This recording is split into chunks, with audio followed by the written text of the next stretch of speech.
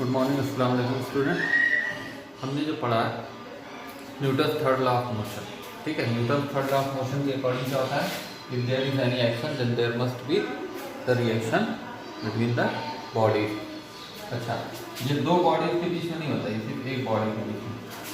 ये अगर मान लो ऐसे बॉडी पे फोर्स लग रहा है तो वो अपोजिट बॉडी उसके ऊपर भी फोर्स लगाएगी।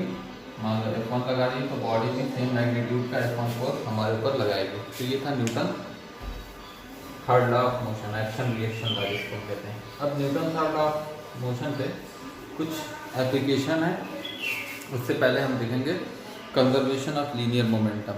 लीनियर मोमेंटम जो हमने पढ़ा था, लीनियर मोमेंटम जो हमने पढ़ा था वो था that is P is equal to mass into velocity. Mass और वेलोसिटी का प्रोडक्ट क्या कहलाता है, लीनियर मोमेंटम, जिसको P से नोट करते हैं। ये हमने पढ़ा था। अगर हम चेंज इन मोमेंटम कहें, चेंज इन मोमेंटम का मतलब इनिशियल मोमेंटम और फाइनल मोमेंटम का डिफरेंस। कहने का मतलब ये चेंज इन मोमेंटम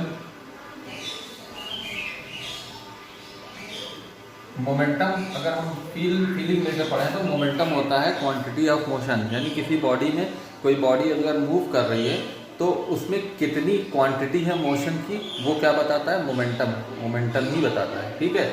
मोमेंटम अगर ज़्यादा होगा तो बॉडी बहुत तेज़ मूव करेगी, मोमेंटम कम होगा बॉडी बहुत धीमे धीमे मूव करेगी।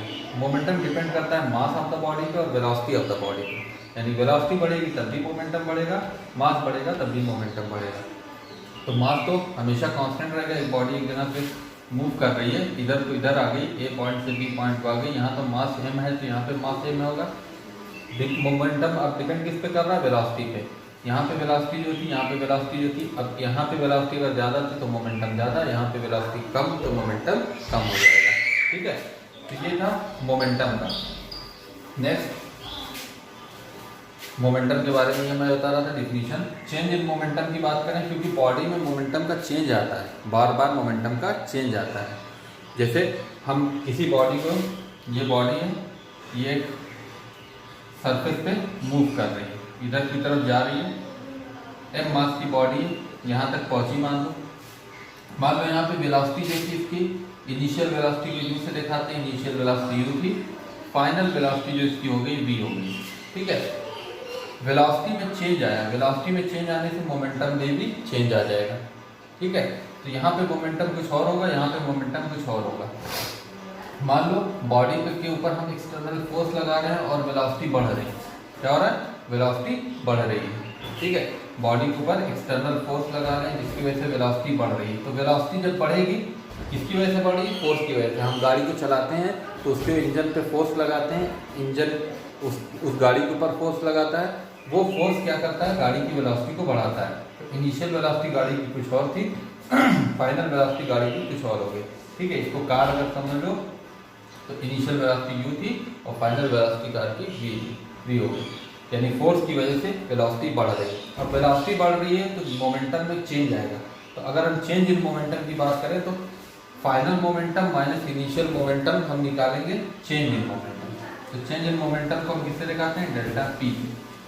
तो delta p is equal to क्या हो जाएगा, final momentum mass into velocity minus initial momentum mass into initial velocity.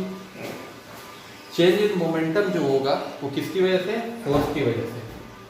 Force की वजह से ही मोमेंटम चेंज आ रहा है। तो फोर्स की एक डिफिनीशन लीनियर मोमेंटम के टर्म में भी हम देखेंगे। लीनियर मोमेंटम के टर्म में फोर्स की डिफिनीशन कैसे होगी, वो ऐसे होगी, क्योंकि यहाँ पे मोमेंटम का चेंज आ रहा है लेकिन टाइम भी है, यहाँ टाइम भी यहाँ पे काम कर रहा है, यानी किसी रेट से मोमेंटम में चेंज आ रहा है, टाइम के रिस्पेक्ट में मोमेंटम में चेंज आ रहा है। तो यहाँ पे एक टाइम क्वांटिटी भी आ रही है, यहाँ पे कुछ और टाइम होगा, यहाँ पे कुछ और टाइम होगा, टाइम बढ़ गया होगा। तो टाइम के रिस्पेक्ट में मोमेंटम में जो चेंज आता है उसको हम फोर्स कहते हैं, क्योंकि फोर्स ही क्या कर रहा है, टाइम के रिस्पेक्ट में मोमेंटम को घटा रहा है या बढ़ा रहा है, जो भी कर रहा है। तो फोर्स होगा delta p upon small t is time in second. तो इसको हम लिख सकते हैं force is equal to mv minus mu upon t, ठीक है।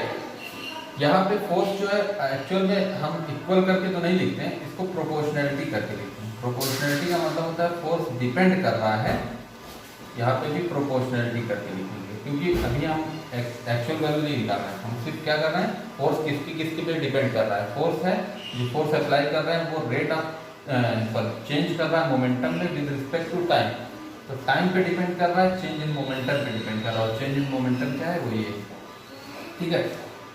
अगर हम इक्वल करके लिखेंगे इसको, अगर मान लीजिए हम इसको इक्वल करके लिखना चाहें तो फोर्स इज इक्वल टू के लिख देते हैं यहाँ पे mv minus mu upon T, ठीक है। के की वैल्यू हम एक्सपेरिमेंटली जो भी फाउंड करेंगे वो 1 होती है, तो फोर्स अल्टीमेटली है क्या, rate of change of momentum is known as force, rate of change of linear momentum is known as force, ठीक है। यहाँ से ये डिफिनीशन आई।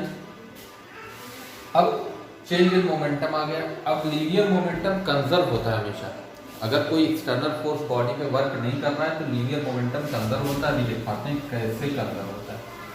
कंजर्व का मतलब जो इनिशियल मोमेंटम होगा बॉडी में वही फाइनल मोमेंटम बॉडी में होगा, अगर कोई एक्सटर्नल फोर्स वर्क नहीं कर रहा है बॉडी पे, तो उसको कहते हैं conservation of linear momentum, conservation of linear momentum.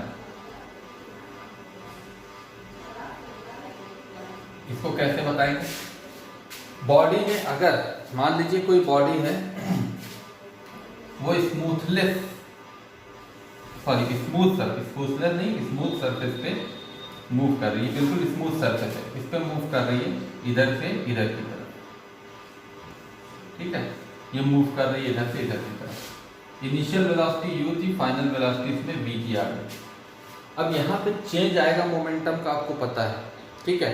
वो इनिशियल वेलोसिटी हो सकता है कम हो, फाइनल वेलोसिटी ज़्यादा हो सकता है फाइनल वेलोसिटी कम हो, इनिशियल वेलोसिटी ज़्यादा हो, कुछ भी हो सकता है। क्योंकि कभी कभी ऐसा भी होता है हम फोर्स लगा के इसको छोड़ देते हैं बॉडी को, अगर कोई हम, क्योंकि यहाँ पे डिफिनीशन क्या ले रहे हैं कि हम फोर्स लगा दिए एक बार, उसके बाद छोड़ दिए, कोई एक्सटर्नल फोर्स बॉडी पे वर्क नहीं कर रहा है, तो आप समझ रहे हैं ये जो हम स्मूथ सरफेस माने, लेकिन इसमें यहाँ पे क्या होगा, फ्रिक्शन कहीं ना कहीं वर्क करेगा, तो फ्रिक्शन वर्क करेगा तो यहाँ पे बॉडी कहीं ना कहीं क्या होगी, रुकना चाहेगी, क्या होगी, रुकना चाहेगी, तो बॉडी यहाँ पे जाते जाते जाते रुक जाएगी। बॉडी वहाँ पे रुकेगी, किस वजह से रुकेगी, क्योंकि एक्सटर्नल फोर्स फिर वहाँ पे फ्रिक्शनल फोर्स वर्क कर रहा है। लेकिन अगर हम स्मूथ सरफेस मानेंगे तो फ्रिक्शन फोर्स को निगलेक्ट कर देंगे, जो इनिशियल मोमेंटम होगा बॉडी पे वही फाइनल मोमेंटम के बराबर आएगा। अब हमको इसको प्रूफ करना है कि कैसे इनिशियल मोमेंटम और फाइनल मोमेंटम आपस में बराबर आएगा। आप सब देख सकते हैं इसकी डिफिनीशन ही है कि कोई एक्सटर्नल फोर्स वर्क नहीं कर रहा, यानी F इज इक्वल टू 0। अभी हमने फोर्स की डिफिनीशन आपको बताई, mv minus mu upon t। अगर फोर्स इज इक्वल टू 0 हो जाए तो यहाँ से t इधर आएगा तो ये 0 हो जाएगा, t का multiply 0 that is 0, mv minus mu ये हो गया।